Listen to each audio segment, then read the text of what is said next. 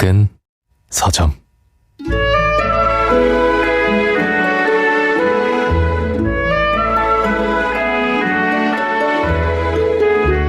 최고의 시절이었고 최악의 시절이었다.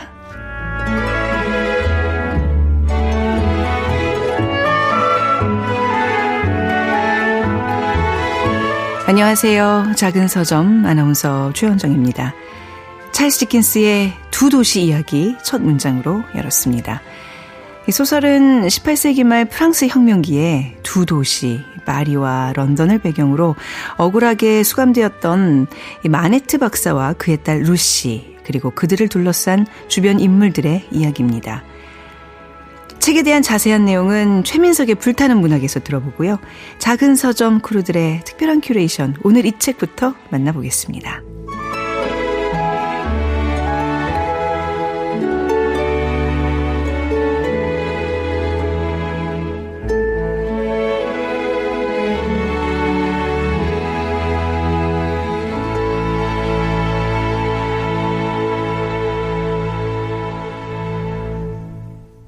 네, 작은 서점 아나운서 최현정입니다.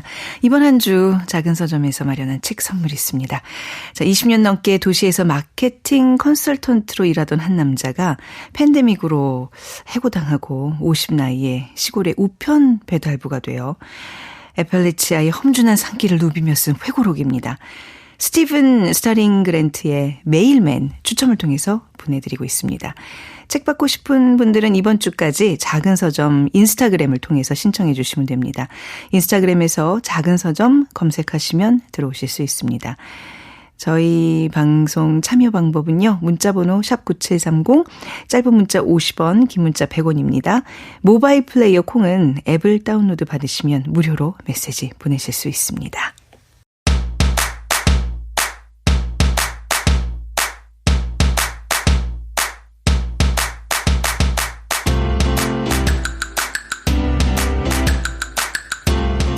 요즘 서점에는 어떤 책이 나오고 있을까요? 작은 서점 크루들의 특별한 큐레이션, 오늘 이 책.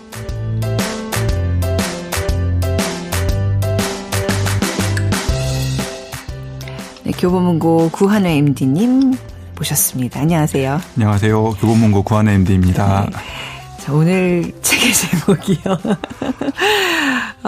애증의 단어라고 해야 될까요? 월급이 딱 들어가 있습니다. 네, 네. 오늘 소개해드릴 책은요. 그 직장인에게 반가움과 허전함과 네. 다양한 감정을 동시에 선사하는 그것. 바로 월급을 이야기하는 책입니다. 예. 그런데 반전이 하나 있습니다. 네. 이 책의 전체 제목은 네. 월급 받으려다 죽다예요. 네.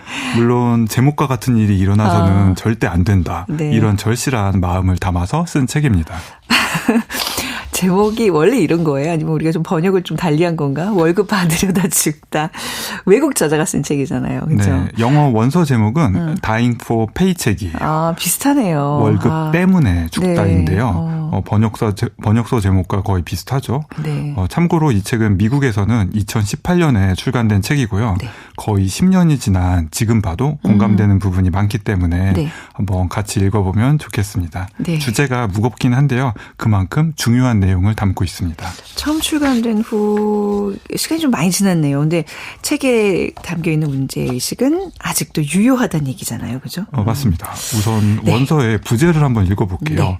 현대 경영은 어떻게 직원의 건강과 기업의 성과를 해치는가. 네. 그리고 우리는 무엇을 할 수 있는가인데요. 10년 전 이 책이 나왔을 때는 직장 때문에 건강이 나빠지는 노동자가 많았다는 말이잖아요. 그러면 지금은 어떤가 하면 크게 다르지 않고요. 네. 오히려 더 심해졌어요. 이 책에서는 담지 못했던 코로나19의 유행. 아, 그리고 코로나19 전의 얘기군요. 그렇죠. 그리고 AI 발전의 영향 때문에 지금 일자리가 계속 없어지고 노동 불안전성이 커지고 있거든요. 네. 이럴수록 기본과 원칙을 지키는 게 중요한데요. 네. 이 책은 어떤 시대든 간에 회사가 지켜야 할 조직 운영의 기본과 원칙을 다룹니다. 우리가 집 말고 가장 많은 시간을 보내는 장소가 이제 직장인데 우리가 일터에서 몸과 마음이 편해야 내 인생이 그래도 건강하고 즐거운 건 다 아는 사실인데 그렇죠. 네. 자 그러면 어떻게 해야지 이 명제를 우리가 실천할 수 있을까요? 네. 저자는 1장의 도입부에서 이런 말을 인용합니다. 네. 당신의 건강에 더 큰 영향을 주는 사람은 당신의 주치의가 아닌 당신의 직장 상사입니다. 네. 지금 많은 분들이 본인의 직장 상사 얼굴 떠올리시겠죠? 네. 만약에 이 말을 듣고 공감하지 못한다면 둘 중 하나에 해당할 거예요. 사장님이거나 아니면 정말 행복한 분인 거죠. 네. 그래서 이 책의 메인 카피가 번아웃 없는 조직은 어떻게 가능한가인데 번아웃을 없애는 데 있어 가장 중요한 역할을 하는 건 직장 상사 네. 그리고 경영자라는 걸 알 수 있는 부분입니다. 번아웃이라는 게 이제 극심한 피로 때문에 무기력해지는 현상인데 한 제 나이 정도 되면 이 번아웃 증후군이 그냥 너무 일상이 된 것 같아요. 많이들 와요. 주변에 엄청 많거든요. 그렇죠. 그러니까 본인이 왔는지도 모르고 지나가는 경우도 많고. 책에서 혹시 이런 관련된 통계나 수치를 좀 제시하나요? 미국의 사례긴 한데 네. 저자가 연구한 바에 따르면 미국에서 당시에 직장 스트레스 때문에 발생하는 초과 사망자가 매년 약 12만 명이라고 합니다. 어휴, 네. 그리고 WHO 세계보건기구의 평가 방법을 사용해서 분석을 했더니 전 세계에서 직장 스트레스 때문에 사망하는 사람이 84만 명에 달했다고 하고요. 84만 명이요? 그렇죠. 그리고 네. 끝으로 미국 스트레스 연구소라는 연구기관이 있는데 이런 발표를 했어요. 미국 노동자의 80%는 직장에서 스트레스를 느낀다. 80%밖에 안 되나? 이런 생각도 들긴 한데 아무튼 80%는 느낀다. 그 나머지 20%는 매우 느낀다. 뭐 이런 거 아닐까요? 엄청나게 예리한 지적이신데요. 네. 직원들의 건강을 해치는 직장 환경. 이게 뭔가 공통점들이 있을 것 같아요. 우선 좀 확인해야 해결을 좀 할 수 있겠죠? 직원의 건강을 해치는 요소로 모두 10가지를 소개합니다. 10가지. 네. 첫 번째는 직업을 잃는 것, 실업이고요. 두 번째는 회사가 건강보험을 제공하지 않는 것이고 세 번째는 일반적인 8시간 근무보다 긴 10시간 혹은 12시간 단위의 교대 근무입니다. 네 번째, 정말 오래 일하는 것, 장시간 노동이고요.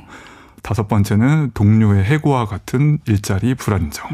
여섯 번째는 가정생활이나 직장생활이 서로를 방해하는 상황. 갈수록 좀 무겁네요. 심각해지고 있어요, 지금. 일곱 번째는 직장에서 자신의 결정 권한이 적은 상황. 여덟 번째는 일을 빨리 끝내야 돼. 이런 것처럼 까다로운 요구를 받은 상황. 아홉 번째는 사회적인 지지가 낮은 환경입니다. 끝으로 10번째는 업무 및 고용과 관련된 결정이 부당하게 이루어지는 환경인데요. 이 모든 요소가 모여서 만들어내는 직장 스트레스는 간접 흡연만큼이나 건강에 나쁘다는 연구 결과를 제시합니다. 그냥 간접 흡연 정도가 아니라 발암물질 이상의 좀 너무나 나쁜 요소들. 그러니까 저는 지금 이 얘기를 듣는 것만 해도 막 너무 그러게요. 스트레스거든요. 네. 그러면 어떤 문제부터 좀 해결해 가야 될지 우선순위 정하는 것도 쉽지 않을 텐데 저자가 가장 먼저 다루는 문제는 뭔가요? 저자는 일단 이 10가지 과제를 5-6개 정도로 뭉쳐서 접근하는데 이 중에서 첫 번째 주제는 역시 해고입니다. 그렇죠. 아무래도. 네. 미국에서 실직과 일자리 불안정 때문에 발생하는 사망자 수가 연간 6만 4천 명이 넘는다고 하고요. 그 실직을 많이 경험한 사람일수록 심장마비를 겪을 위험도 높아졌다고 연구를 소개합니다. 그런데 해고된 사람만 건강이 나빠진 게 아니에요. 정리해고가 일어나면 일단 직장에 남은 다른 직원들은 당연히 불안감을 느낍니다. 그리고 일은 그대로인데 그렇죠. 인력이 줄었으니까 남은 사람이 그만큼 일을 더 많이 해야 하잖아요. 자연히 번아웃과 스트레스가 따라오고요. 심지어는 해고의 책임을 맡은 관리자들 또한 그 마음의 부담감 때문에 병원을 찾게 된다 이렇게 말을 합니다. 그러니까 책에서 지금 이 배경이 되는 미국은 좀 쉽게 뽑고 쉽게 해고하는 고용 유연성이 높은 나라라고 알고 있는데 이러한 문화를 바꾸기 위해서 좀 어떤 접근이 필요할까요? 저자는 기업가들이 기존에 가지고 있었던 인식을 바꿔야 한다고 역설합니다. 여기서 잠깐 짧게 짚어보면 회사가 정리해고를 하는 이유가 뭘까요? 이건 아마 대부분 아실 건데요. 인건비 절감이겠죠. 맞습니다.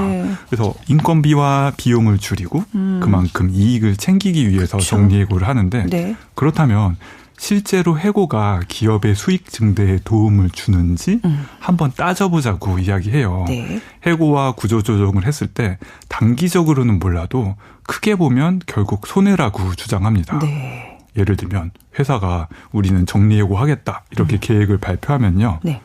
가장 능력 있는 사람들이 먼저 회사를 떠나서 이직을 해요. 네. 일단 인재가 이탈하는 것 자체가 큰 손실이죠. 네. 게다가 남은 직원들은 잘리지나 말자 하면서 혁신적인 도전을 할 용기를 잃어버리고요. 네. 결국 회사의 전체 생산성이 저하됩니다. 결정적으로요. 네. 회사 돌아가는 사정을 아는 사람이 없으니까 일이 안 되잖아요. 그러니까 결국은 전에 이미 해고했던 사람을 네. 다시 일해달라고 고용하는 기업이 조사 결과 중에서 3분의 1이나 되었다고 합니다. 이런 경우는 좀 많이 개인적으로 목격을 한 것 같아요, 저는. 네. 네. 그러니까 결국 뭐 직원 보호라는 가치가 아니라 순수하게 수익만 놓고 생각하더라도 경영자에게 해고는 나쁜 선택이란 얘기예요. 그죠? 정확합니다. 네. 저자가 미국에서 정리해고를 실제 진행한 기업들을 살펴봤더니요. 네. 해고는 실제로 기업의 주가에 부정적인 영향을 주었고요. 예. 그리고 기업의 수익성 또한 낮은 상태에 머물렀다고 합니다. 네. 그동안 우리가 갖고 있었던 상식을 좀 다시 생각해 보게 됩니다. 새로운 관점이네요. 맞아요. 그런데 해고 다음으로 말하는 주제 역시 네. 이렇게 상식을 다시 생각해 보게 하는 그 주제입니다. 네. 다음 주제는 그 노동 시간인데요. 흔히 기업은 직원들이 일을 아주 많이 하고 네. 일을 아주 오래 하길 바라잖아요. 오래 많이 잘하길 바라죠. 네. 잘이 빠졌네요. 네. 그런데 역시 생산성을 높이고 싶으면 직원이 오래 일하게 두면 안 되고 네. 적극적으로 직원의 건강을 챙겨줘야 한다고 말합니다. 책에서 제가 정말 크게 공감한 문장이 2개 있었거든요. 네네. 그래서 한번 읽어보겠습니다. 네. 현재의 지식 기반 사회에서는 일정 지점을 넘어서면 근무 시간이 생산성 증가로 이어지지 않는다. 오히려 피로와 권태가 누적되어 결과물의 질이 하락하거나 실수가 늘고 통찰력과 사고의 깊이도 떨어지는 경우가 많다. 그 다음 문장은 아주 짧고 강력합니다. 사람들은 지친 상태에서 실수를 한다. 그럼요. 진짜로요. 이거는 너무 중요한 얘기입니다. 그러니까 잠이 부족하고 피곤하고 이제 피로가 누적되면 실수하는 건 너무 당연한 건데 이게 정말 이렇게 왜 안전사고까지도 갈 수 있고, 그죠? 안전사고뿐만 아니라 회사 경영을 위태롭게 하는 큰 사고를 치는 그런 경우도 있을 수 있잖아요. 저도 개인적으로 경험이 있어서. 사고 친 적 있어요? 네, 피곤해서? 물론 뭐 아주 큰 위험은 아니지만, 네. 정말 누구나 한 번은 공감해볼 만한 그런 그럼요. 일이 아닌가 싶어요. 그렇죠. 네. 그래서 앞서 말씀드렸던 해고의 문제와 이 장시간 노동의 문제를 합쳐서 말씀드릴게요. 네. 해고를 안 해야 기업의 수익이 늘고 근무 시간을 줄여야 기업의 수익이 는다. 그렇다면 기업이 해고와 장시간 노동을 선택할 이유가 없다는 거예요. 그렇네요. 그러면 해고와 장시간 노동을 줄이는 것 다음으로 저자가 강조하는 건 뭔가요? 오늘 제가 소개해드릴 마지막 요소인데요. 네. 바로 자율성과 심리적 안정감입니다. 여기서 자율성은요, 모든 직원이 자신의 일을 직접 결정하는 권한을 보장하는 거예요. 혹시 마이크로 매니징이라는 말 아시나요? 잘 처음 들어봤는데요. 그 마이크로하게 상사가 네. 세세한 것까지 다 결정하고 네. 이래라 저래라 지시하면요. 네. 직원은 수동적이 되고 무기력감을 느껴서 결국 성과가 나빠져요. 네. 그리고 정신건강과 신체건강 역시 악화될 수밖에 없다고 말합니다. 그러니까 상사가 그야말로 만기칠람하는 경우군요. 다음으로는 심리적 안전인데 어떤 내용이죠? 쉽게 말해서 사무실 분위기가 화목해야 한다는 거예요. 그건 너무 중요하죠. 그렇죠. 네. 예를 들어서 저 사람만 없으면 좋겠다. 이런 떠오르는 사람이 예. 많은 회사랑 예. 서로 농담도 하고 긍정적인 업무 조언도 나눌 수 있는 그런 동료가 많은 회사 중에 네. 어느 쪽이 더 스트레스가 적고 마음이 편할까요? 너무 당연한 거죠. 두 번째 회사잖아요. 직장 스트레스가 사실 뭐 일의 영역도 있지만 사람 관계가 더 저는 크다고 보거든요. 맞습니다. 그래서 회사는 직원들이 서로 많이 대화하고 소통하는 환경을 만들어야 하는데요. 네. 현실은요. 그 엄격한 상대평가로 줄을 세워서 직원 간의 경쟁을 심화시키고요. 네. 그리고 리더들은 내 말이 다 옳다. 독단적인, 독선적인 결정을 하는 경우가 많다고 꼬집습니다. 네, 지금 잘 안 되는 회사들의 어떤 그 얘기들을 하고 계시는 거예요. 그래서 좀 답답한 내용들이 이어지는데 혹시 책에서 좀 긍정적인 사례나 기업 이야기는 없나요? 물론 바람직한 사례도 나오기는 합니다.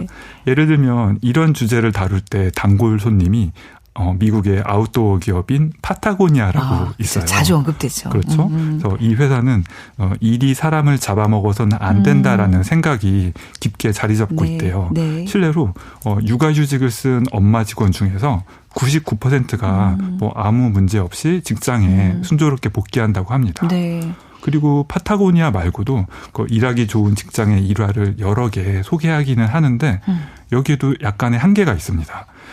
대표 한 명이 지닌 철학에 따라서 회사 전체의 문화가 좌우된다는 거예요. 오직 창업자나 사장의 재량에만 따른다면 사회 전체가 아니라 일부 기업의 근무 환경만 좋아지는 거잖아요. 네. 맞습니다. 그래서 저자는 다음과 같이 해법을 제시합니다. 네. 개인에게 맡기면 안 되고요. 그 정부 정책 차원에서 모든 직장 내 모든 근로자들의 건강과 복지를 상시로 측정하고 관리해야 한다고요. 네. 예를 들면 그 직무에 만족하는지 직무 만족도와 건강 상태를 묻는 설문조사를 정기적으로 실행하면은 뭐 어떤 회사가 일하기 좋은 회사고 어떤 회사는 나쁜 회사인지 바로 드러나잖아요. 네. 그리고 이때 결과가 나쁘게 공표된다고 하면 경영진은 근무 환경 개선에 신경을 쓸 수밖에 없겠죠. 이러한 그 제도적인 뒷받침에 더해서 제도적으로 그 노동 환경을 개선하는 노력은 꼭 필요합니다. 네. 그런데 여기에서 동시에 꼭 이루어져야 하는 건 역시 기업인의 인식 전환입니다. 네. 다시 요약해서 말씀드리면 직원의 건강과 회사의 수익은 상충관계가 아니다. 이런 인식이 강하게 자리 잡아야 하겠습니다. 네, 이런 직원 건강과 회사의 수익이 상충관계가 아니다라는 인식. 이거는 계속해서 어떤 사례들로 이렇게 설득이 돼야 될 것 같아요. 말로만 해서는 이게 좀 안 와닿잖아요. 그렇죠? 근데 이런 인식 전환을 위해서 이 책에서 꼭 기억해야 할 문장이 있다면 어떤 게 있을까요? 제가 한번 밑줄을 치면서 책을 읽어봤는데 그중에 특히 눈에 들어오는 말 3개를 한번 요약해봤습니다. 네. 이 핵심 정리로 오늘 소개를 마무리해볼게요. 예. 첫 번째 문장입니다. 회사가 진정으로 생산성과 성과를 중시한다면 복지와 높은 성과를 모두 끌어내는 경영 방식을 채택하고 노동자의 복지를 해치는 환경 요인들을 없애야 할 것이다. 두 번째 문장은 리더의 실력은 직원의 건강에서 드러난다입니다. 마지막은 앞서 소개했던 말을 다시 한번 반복해서 말씀을 드려볼게요. 네. 당신의 건강에 더 큰 영향을 주는 사람은 당신의 주치의가 아닌 당신의 직장 상사입니다. 네. 이게 그 어떤 경영자들만이 고용 노동부 관계자만이 그런 어떤 사람들의 어떤 인식 전환이 아니라 우리 노동자 개개인들도 이런 거를 좀 잘 알고 대처할 수 있는 거라면 꼭 한 번씩 읽어야 되는 책 내용이 아닌가 싶어요. 그렇죠? 네, 미국에서 출간된 지 거의 10년 된 책이지만 오늘에도 큰 울림을 주는 책이어서 한번 추천해드리고 싶습니다. 네. 자, 인식의 전환, 발상의 전환 이게 하루 이틀 만에 되는 게 아니고요. 좀 시간이 필요한데 우린 좀 더 그래도 좋은 어떤 노동 환경을 위해서 좀 발전하고 있는 사회인 거는 분명하죠. 그렇죠? 그렇게 바라고 있습니다. 네. 네. 제프리 페퍼의 월급 받으려다 죽지 않기 위해서 꼭 읽어야 되는 책이었던 것 같습니다. 오늘 책 내용 감사합니다. 구한의 MD였습니다. 감사합니다. 감사합니다.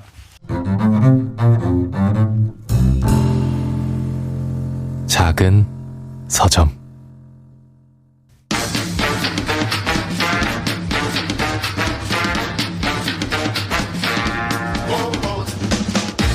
최민석의 불타는 문학.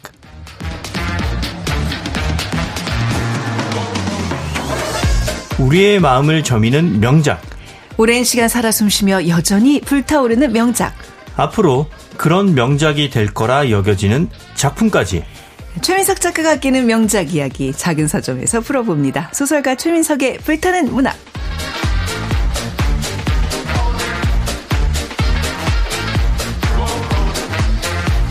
네, 최민석의 불타는 문학 소설가 최민석 작가와 함께하겠습니다. 어서 오세요. 네, 안녕하세요. 네, 저희 작은 서점 많은 코너들 중에 최고의 인기를 누리고 있는 이 시간. 다음 주 화요일이요. 최민석 작가님 저희 1주년 되는 날이에요. 네, 그래서 그렇죠. 벌써 시간이 그렇게 됐네요. 그러니까요. 네. 처음 우리 이제 스타팅 멤버시잖아요. 저희가 이제 여러 이벤트를 준비하고 있는데 그중에서 작은 서점 청취자들의 애칭을 공모하고 있습니다. 인스타그램을 통해서도 받고 있고요. 문자번호 샵 9730으로 또 참여하실 수 있습니다. 짧은 문자 50원, 긴 문자 100원 유료입니다. 그러니까 이제 우리 이 방송을 듣는 분들을 어떻게 저희가 청취자 여러분 뭔가 이렇게 너무 일반적이잖아요. 어떻게 사랑스럽게 부를 수 있을까요? 너무 갑자기 생각할 시간도 안 되고. 제가 오기 전에 네. 제작진이 저한테 시간을 얘기를 네. 해줬어요. 네. 그래서 한 100개가 생각났는데 오늘 방송 시간을 위해서 네, 한 2개만. 제가 이런 거 진짜 아무런 필터 없이 이름 막 짓거든요. 네. 진짜 막 짓는데 일단 한 5개만 얘기하자면 네. 일반적인 거는 우리 방송이 요즘 방송 생명이 참 짧습니다. 수명이. 예. 청취자분들이 계셔야 그렇죠. 방송이 존재할 수 있거든요. 네. 그래서 불문과 학생이라 청취자 여러분이 우리의 존재 이유다. 레종 데트르. 원래 발음은 해종 데트르인데 레종 데트르. 여기 좀 일반적인 거고. 일반적인 거라고요? 네, 청취자 여러분이 우리의 시작과 끝이다. 알파와 오메가. 아로. 네. 근데 이건 좀 그렇다 치고. 점점 미궁으로 빠져들고 있어요. 자, 세 번째. 우리가 작은 책방이잖아요. 작은 책방이니까 우리 건물일 리가 없겠죠. 우리의 건물주가 있겠죠. 네. 근데 청취자 여러분들이 우리의 책방의 손님이고. 그런데. 손님들 덕분에 우리가 임차료를 낼 수 있는 거잖아요. 그렇죠. 매달 임차료를 대신 내주는 분들이다. 그래서 대납자. 대납자에서 너무 아니면 죄송 너무 이 야밤에 너무 제가 큰 소리로 여러분이 네네. 건물 주님이시다. 네, 다름없다. 네네. 주님까지 생각을 했는데 그건 좀 그런 것 같으니까. 네. 마지막 하나. 2개 남았습니다. 2개 남았어요. 네. 우리의 생명을 계속 연장시켜 주신다. 생명 연장자이기 때문에 메트니코프. 그거는 저 특정 상포가 네, 또 상명이죠. 그래서 마지막 거는 좀 노멀하게 밤 11시에 모두가 잠든 야심한 시각에 정말 형설지공하듯이 눈을 초롱초롱하게 뜨고 우리 책방 주변을 마치 별처럼 서성거리면서 밝혀주시잖아요. 네. 그래서 이 로고를 보면 그 작은 밤에 책방 하나가 노란 불빛을 뿜어내고 있어요. 저희 노란 불빛에 네. 그래서 이 포인트를 둬서 여기 오시는 청취자 한 분 한 분이 이 노란 불빛을 상징하는 반딧불이. 반딧불이. 네. 거기까지만 하겠습니다.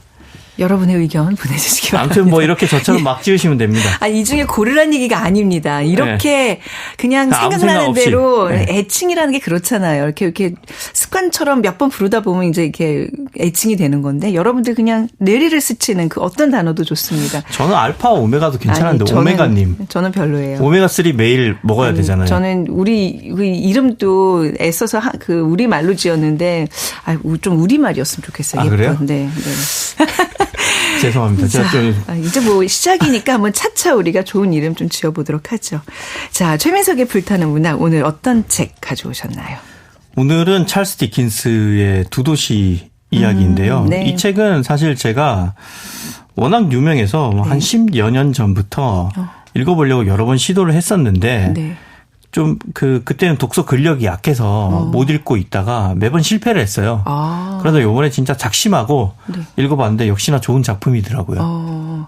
작심하고 읽어야 될 정도로 뭔가 조금 어려운 버거워지기. 그 이따가 말씀드릴게요. 네, 알겠습니다. 찰스 디킨스는 너무 유명한 작가잖아요. 그렇죠. 네. 어떤 사람인가요? 일단 19세기 사람이고요. 1812년에 영국 포츠머스에서 해군 격리국에서 근무하는 하급 관리의 장남으로 태어났습니다. 너무 구체적이지 않나요? 이게 이제 보통 찰스 디킨스를 소개하는 책에 보통 표 2라고 하죠. 우리가 책을 이렇게 접혀 있는 날개를 표이라고 하는데 거기에 이 문장부터 시작이 돼요. 네. 아무튼 왜 이렇게 썼냐면 이게 이제 디킨스의 작품 세계에 영향을 줍니다. 아버지가 되게 좋은 사람이었는데 네. 좀 그 경제관념이 좀 부족했나 봐요. 그래서 여기저기에 빚을 많이 졌어요. 네. 그래서 찰스 디킨스가 12살 때 아버지가 빚 때문에 감옥에 갑니다. 당연히 집안 형편이 어려워졌겠죠. 네. 그래서 찰스 디킨스가 학교를 못 다닐 정도로 가세가 기울었어요.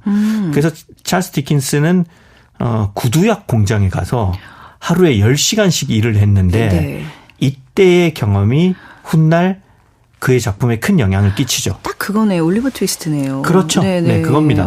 그래서 그 올리버 트위스트는 거리를 부량하는 소년 소매치기들의 이야기인데 네. 이게 이제 한때 그 소년 노동자로서 일했던 작가의 경험이 아무래도 영향을 준 것 같습니다.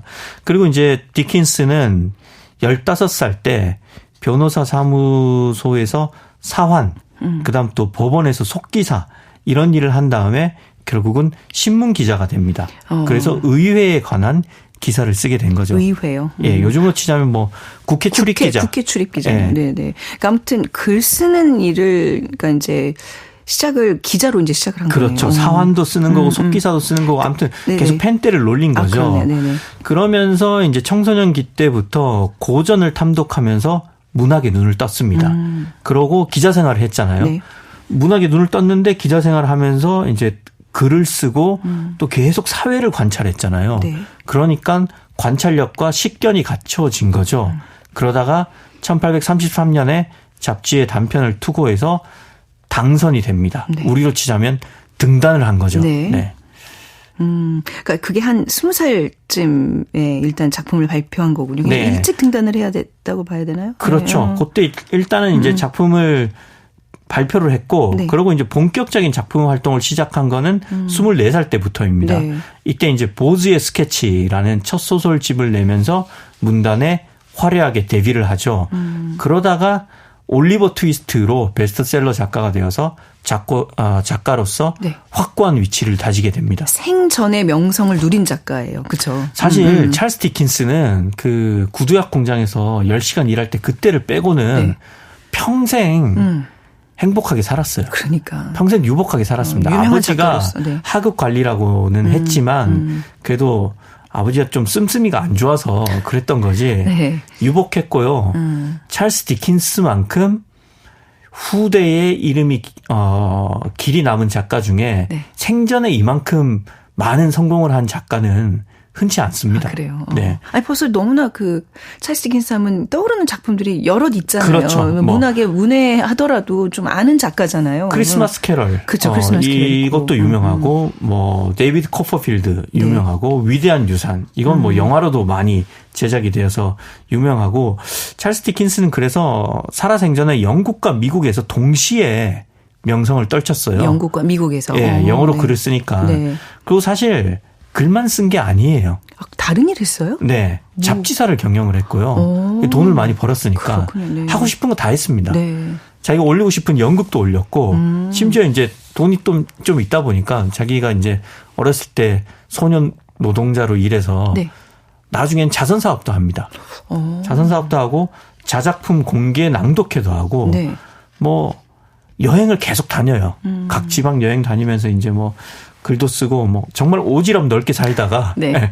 1870년 6월 9일에 한국 나이로 한 58세쯤 될 거예요. 이때 이제 세상을 떠납니다. 그래서 살아 있을 때 정말 많은 인기를 끌었고 네. 죽고 난 후에도 영국이 낳은 가장 위대한 소설가로 평가를 받고 있습니다. 그러니까 섹스피어는 극작가니까 극작가. 이제 분야가 다른 거죠. 극작가 섹스피어, 소설가 찰스 디킨스 이런 식으로 생각을 하는 거죠. 그 정도로 영국에서 이제 자랑하는 작가인데 그 이 두 도시의 이야기 잘 모르는 분들이라도 아까 제가 우리 프로그램 시작할 때 첫 문장을 읽어드렸거든요. 최고의 시절이었고 최악의 시절이었다. 이거 굉장히 유명한 문장이잖아요. 네. 네, 이게 정말 언젠가는 한 번은 내가 들었던 그런 문장이다. 그렇죠. 한번 생각을 하실 거예요. 네. 그 첫 문장이 이제 원문도 그렇고 번역본도 그렇고 대부분의 판본이 행가리가 돼 있어요. 네. 그래서 보면 딱 형태가 시처럼 쓰여져 있습니다. 근데 문장을 읽어보시면 그 각 문장들이 다 대꾸를 이룹니다. 네. 그래서 이 문장이 진짜 한 편의 시거든요. 그러면서 소설의 내용, 배경을 압축해서 설명해 주기 때문에 많은 독자들이 가장 위대한 소설의 첫 문장 중 하나로 두 도시 이야기를 꼽고 있죠. 굉장히 그 어떤 격변의 시대, 굉장히 다이나믹하게 막 흘러가는 그 시대의 이야기인데 어떤 면이 최고고 어떤 면이 최악이었을까 한번 상상하면서 그 얘기를 좀 들어보도록 하겠습니다. 오늘 작품 두 도시의 이야기 어떤 작품이죠? 시대 배경은 파리 대혁명 시기이고요. 네. 1789년이죠. 네. 네. 그 시기를 기점으로 해서 런던과 파리 두 도시를 오가는 비운의 인물들에 관한 이야기입니다. 작품 속에 파리 혁명에 기여했던 시민들의 이야기가 나오고요. 그와 동시에 이 민주공화국을 세우는 과정에서 또 억울하게 희생당한 귀족들의 이야기도 나옵니다. 네. 그러니까 옛날 작품들이 이전의 작품들 혹은 이후의 작품들이 주로 이제 귀족을 단순하게 악으로 그리고 있다면 이 작품은 그 와중에 억울하게 희생당한 사람들도 있다라는 좀 입체적인 시각을 그러네요. 주는 거죠. 이게 이제 찰스 디킨스는 영국인이기 때문에 네. 이 혁명을 좀 더 객관적으로 다룹니다. 아무튼 이 소설을 이제 크게 보자면 혁명을 둘러싼 인간들끼리의 증오와 사랑 또 이해와 오해에 관한 이야기입니다. 네. 약간 이 소설의 첫 문장 스타일로 최악이자 최고, 이해와 오해 뭐 이런 식으로 좀 네. 패러디를 해봤습니다. 오늘 계속 그 대꾸 좀 잘 맞춰주시기 바랍니다. 네. 스트레스 줘야지. 자, 오늘도 한 곡 듣고 시작을 해볼까요? 네. 네. 오늘 작품 제목이 두 도시 이야기인데 여기에 해당하는 도시가 파리와 런던이라고 했잖아요. 네. 그래서 오늘은 이제 두 곡을 제가 제목 헌정곡으로 파리 노래 한 곡, 런던 노래 한 곡 좋습니다. 이렇게 골라왔습니다. 네. 먼저 파리 노래부터 들어보죠.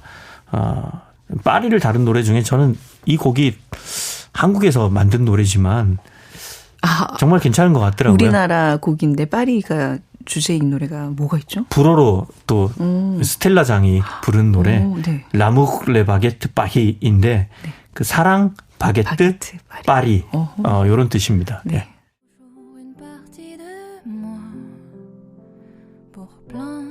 네. 스텔라장의 L'amour, le baguette, 파리. 레 바게트. 레 바게트. 네. 복수입니다. 바게트만. 자, 들으셨습니다. 네. 자, KBS 1라디오 작은 서점 최현정입니다. 최민석의 불타는 문화. 오늘은 18세기 프랑스 혁명기에 파리와 런던 두 도시를 배경으로 한 이야기입니다. 찰스 디킨스의 두 도시 이야기 소개해드리고 있습니다. 자, 줄거리 살펴보죠. 네.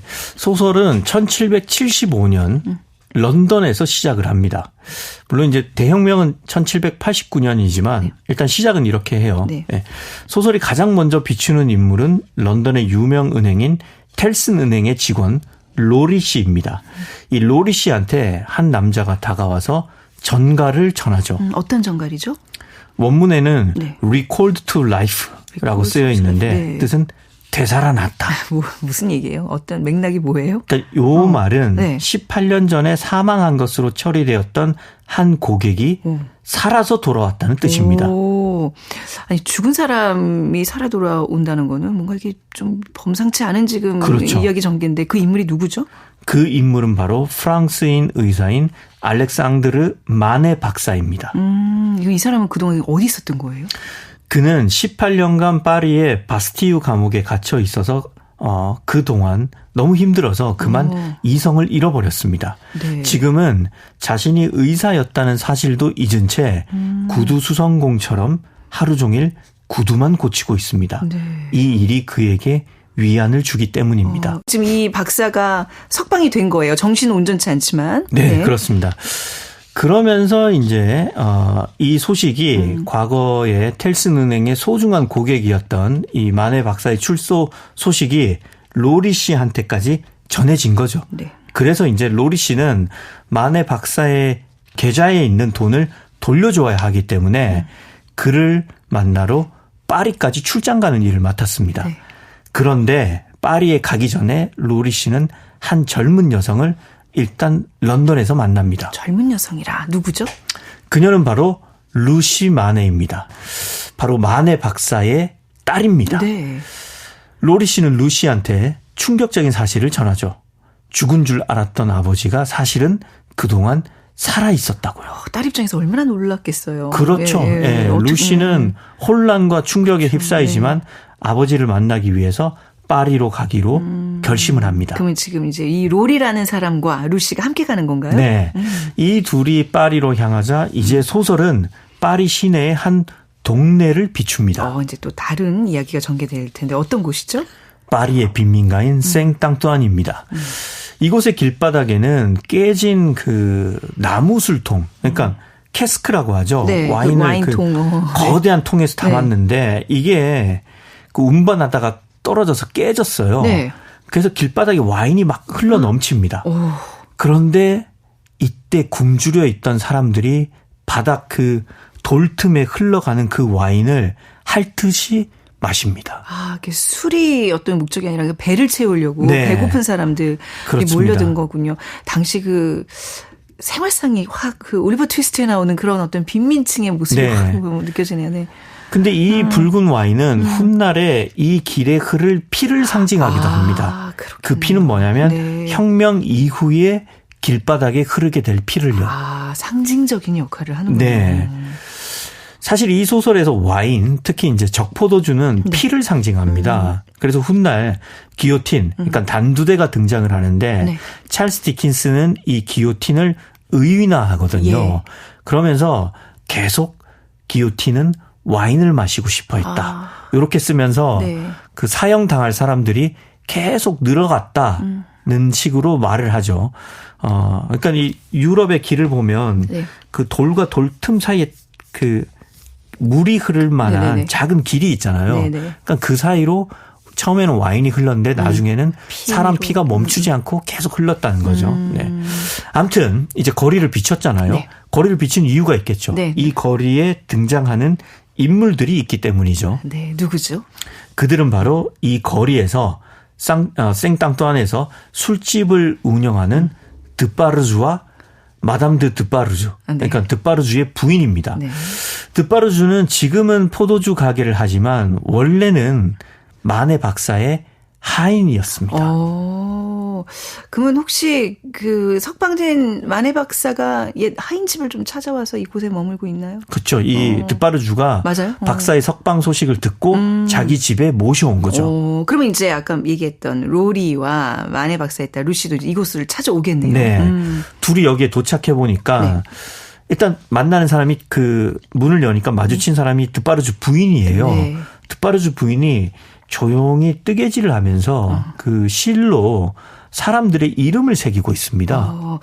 왜 그러는 거예요? 어떤 이름을 새기고 여기 있는 이제 거예요? 중요한 역할을 하는데요. 예. 사실 이 드파르주의 이 와인 가게, 포도주 가게가 나중에 혁명의 중심지가 되거든요. 그리고 드파르주는 그 유명한 바스티유 감옥 습격 사건을 일으키는 장본인이 됩니다. 네. 우리 바스티유 감옥 습격 사건 왜 역사책에서 한 번씩 봤잖아요. 네. 역사적으로 굉장히 중요한 인물이네요. 네. 그래서 드파르주가. 그렇죠. 네. 이 바스티유 습격 사건 이거 유럽에서는 네. 이날만 7월 4일만 되면 네. 다 이제 그 술 마시고 거의 명절로 보내죠. 그래요. 또 예. 기념을 하는군요. 그런 식으로. 프랑스에서는 당연히 그러고 세계 각국에 있는 프랑스 사람들이 이 날을 꼭 챙깁니다. 네. 아무튼.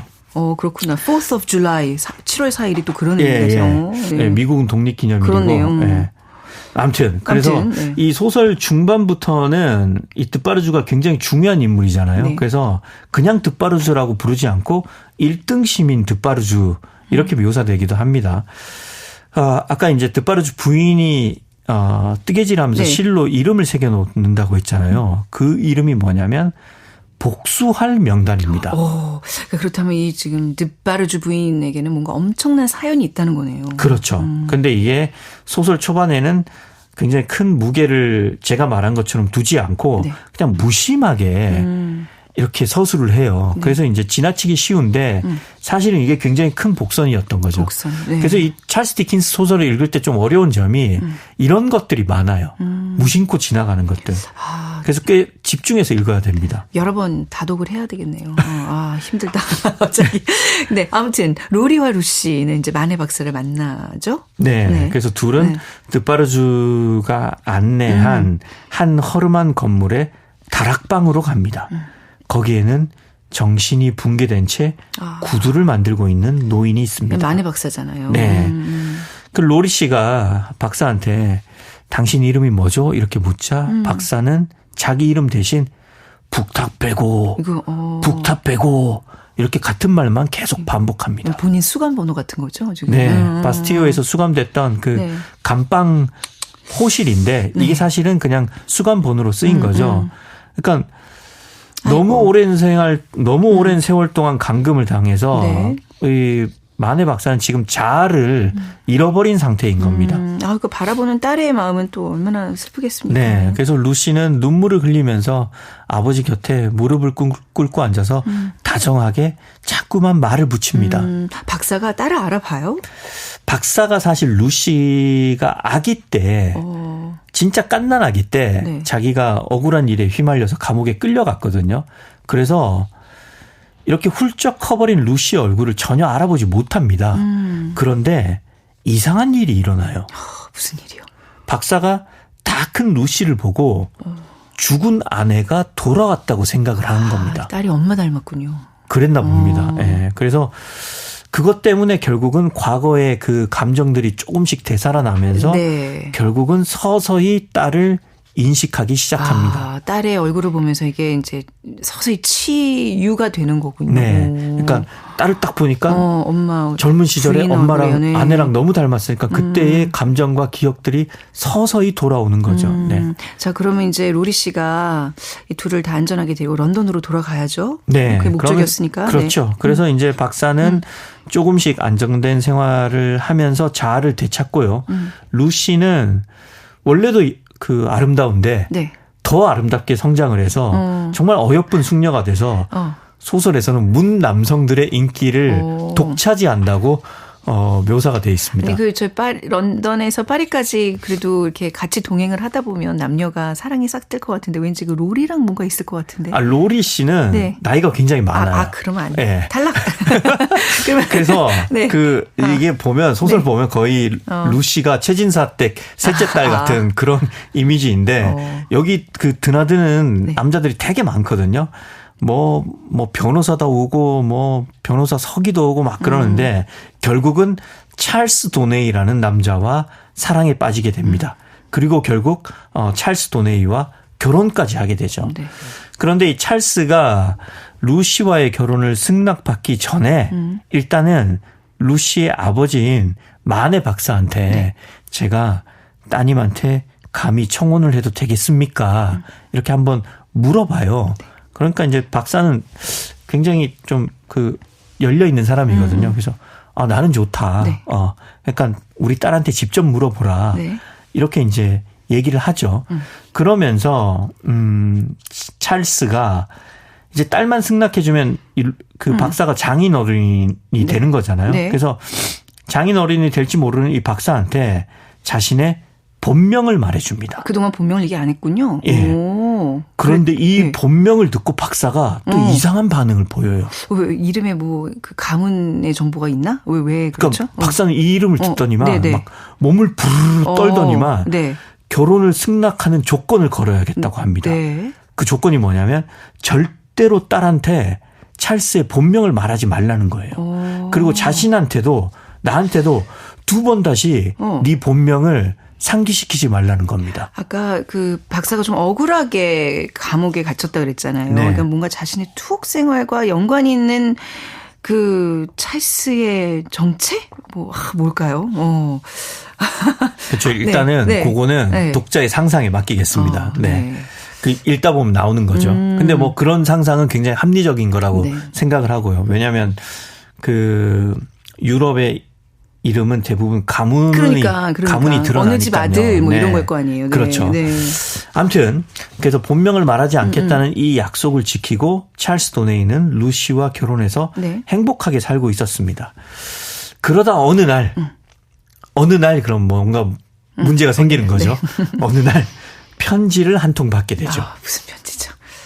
원래는 이 편지가 찰스 도네이의 그 숙부한테 온 편지인데 삼촌한테 온 건데 네. 이 삼촌이 후작이었어요. 귀족인 거죠. 프랑스 혁명 때문에 도망을 쳤어요. 네. 지금 이 행방이 묘연합니다. 그러니까 이 편지를 영국의 그 유명 은행인 텔슨 은행에 보내면 네. 거기서 이제 거래를 했으니까 그 담당자인 로리 씨가 관련된 사람한테 보내거나 네. 아니면 뭐 그 숙부인 후작한테 연락이 닿을 거라고 여기 준 겁니다. 이쪽으로 보낸 거예요. 네. 그러니까 로리 씨가 찰스 도네이한테 이 사람 아냐. 그러니까 우리 숙부다. 그럼 자신이 대신 읽은 거죠.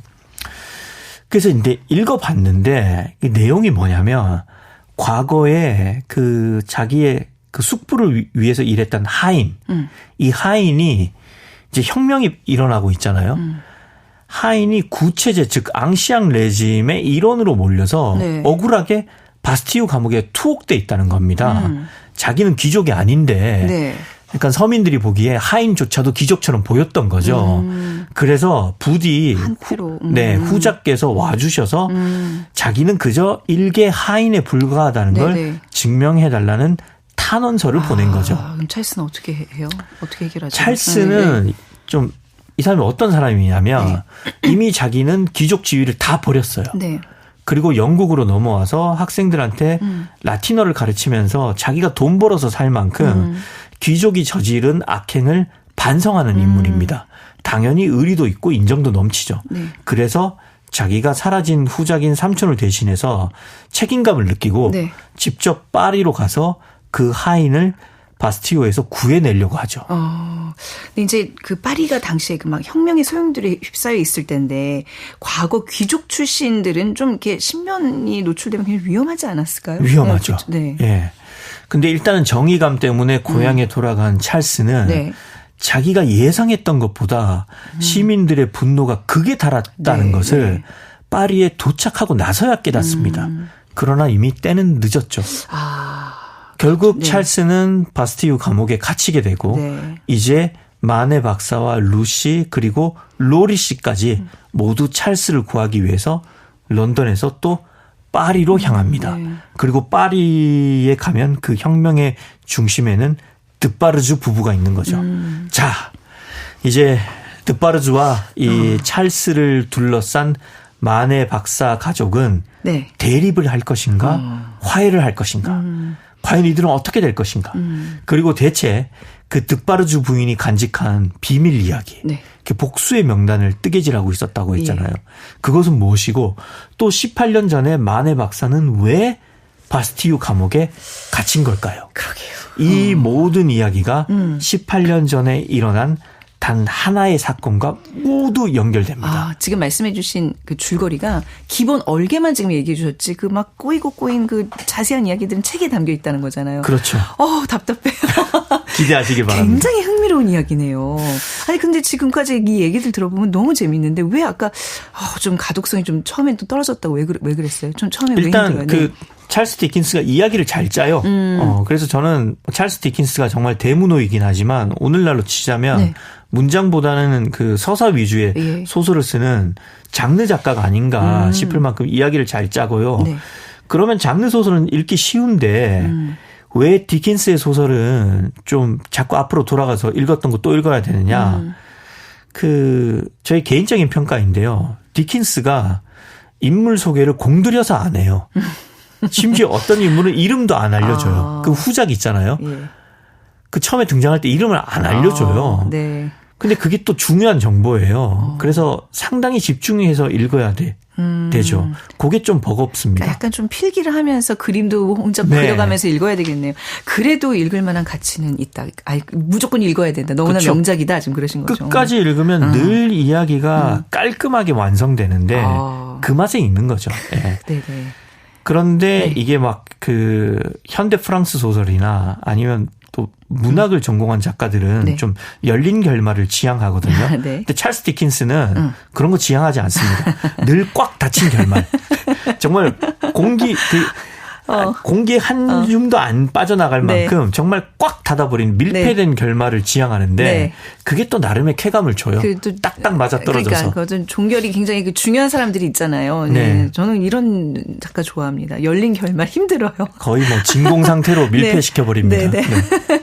자, 그러면 아까 저희가 파리 곡 들었는데 그러면 제 예상이 맞나요? 런던에 관한 곡을 마지막으로 그렇죠. 듣게 되나요? 네. 요 소설 끝에 보면 이제 네. 파리에서 이제 탈출을 합니다. 그래서 파리에서 일을 다 끝내고 런던을 향해서 진짜 네. 그 경각을 다투면서 가거든요. 늦으면 목숨을 잃어요. 네. 그래서 정말 막차를 놓칠 수 없다는 듯이 황급하게 달려가는데 네. 그래서 제가 좋아하는 곡을 선곡을 해왔습니다. 일렉트릭 라이트 오케스트라 줄여서 이제 ELO라고 하죠. 네. 명곡 Last Train to London. 런던으로 가는 마지막 열차 준비해왔습니다. 좋습니다.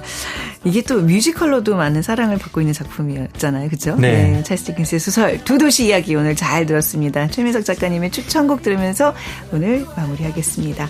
감사합니다. 고맙습니다. 네, 작은 서점 오늘 문 닫겠습니다. 지금까지 아나운서 최원정이었습니다.